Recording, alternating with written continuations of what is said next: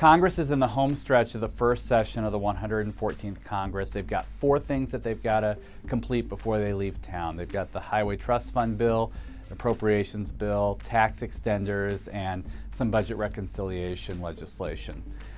We're really concerned with the Highway Trust Fund bill and the appropriations bill because both of these vehicles give us a chance for regulatory relief.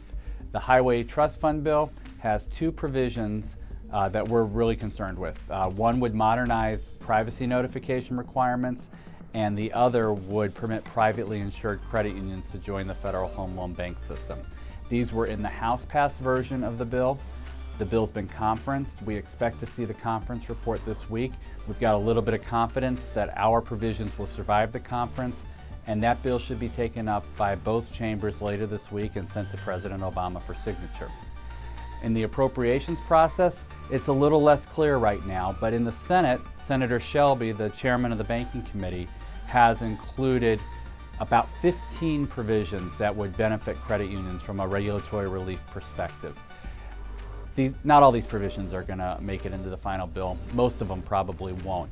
But we're continuing to encourage that process along because this is a large vehicle and it's a type of legislation that can carry policy riders like this. So we'll know more about that legislation probably next week.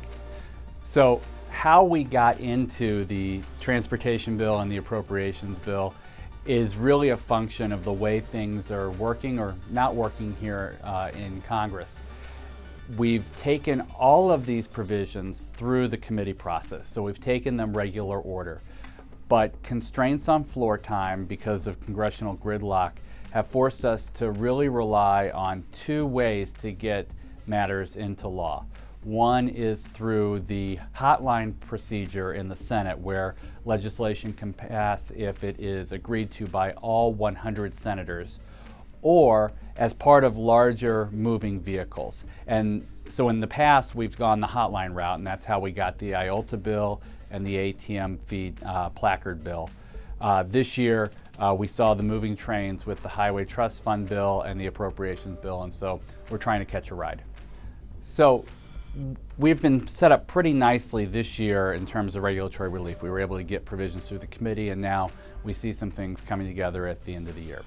If our provisions survive the conference on the highway bill, and if we're able to see some provisions added to the appropriations process, I think that bodes well for our prospects of securing additional regulatory relief next year.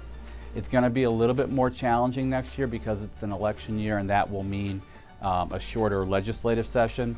But if we're moving things through this year, we will have found a path to move things through next year and going forward. So I think it bodes very well for our prospects next year.